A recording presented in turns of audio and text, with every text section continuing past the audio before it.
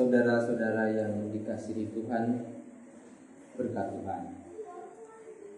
Renungan 7 menit Paroki Santo Petrus Warak hari ini, Senin 11 Mei 2020, diambil dari Injil Yohanes bab 14 ayat 21 sampai dengan ayat 26.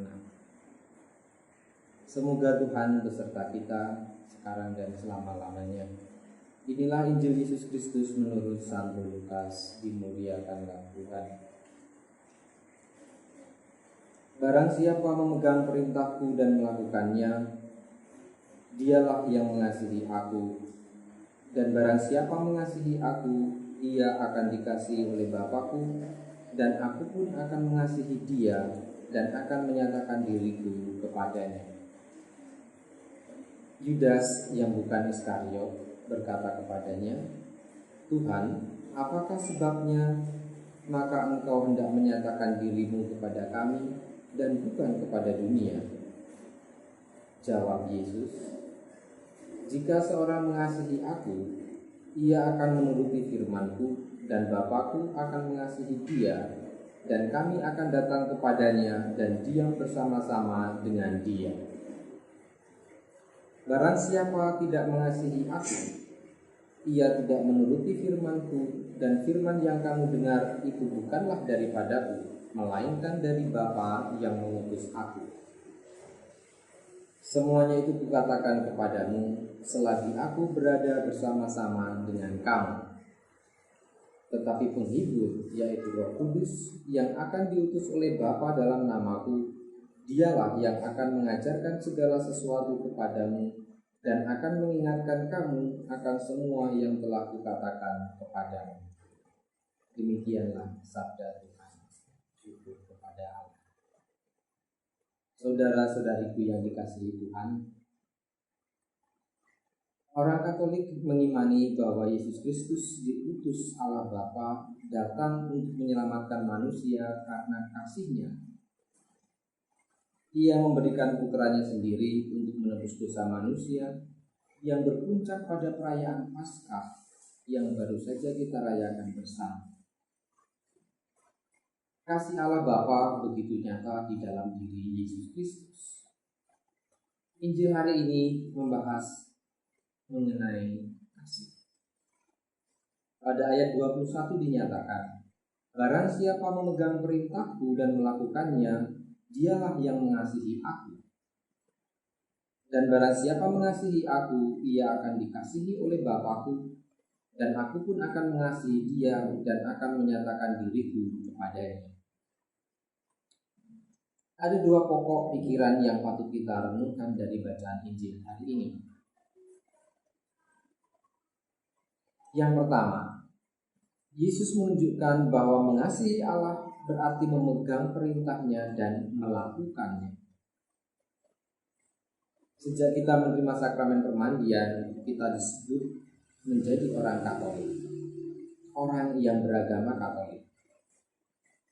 Kita belajar mengenali 10 perintah Allah dan 5 perintah gereja. Bahkan kita diminta untuk menghafalkan.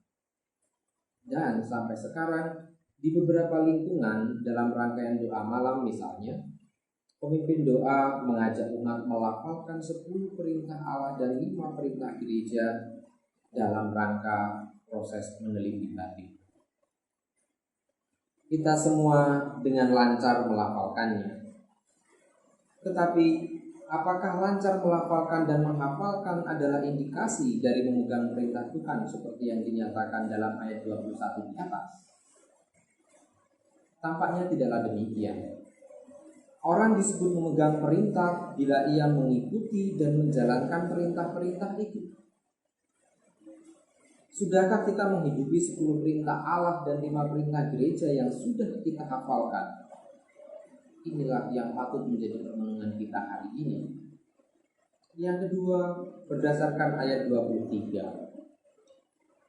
Jawab Yesus, jika seseorang mengasihi aku, ia akan menuruti firman-Ku, dan Bapa-Ku akan mengasihi dia, dan kami akan datang kepadanya dan diam bersama-sama dengan dia. Indikasi mengasihi Yesus di samping memegang perintahnya adalah juga menuruti firman-Nya. Firman Allah dapat dijumpai melalui kitab suci yang disarankan untuk dibaca oleh seluruh umat Katolik di seluruh dunia. Itulah sebabnya ada penanggalan liturgi yang dapat menjadi pedoman untuk melihat apa yang difirmankan Tuhan untuk kita pada hari ini. Melalui bacaan kitab suci, Allah menyapa manusia secara khas menurut kemampuan masing-masing orang.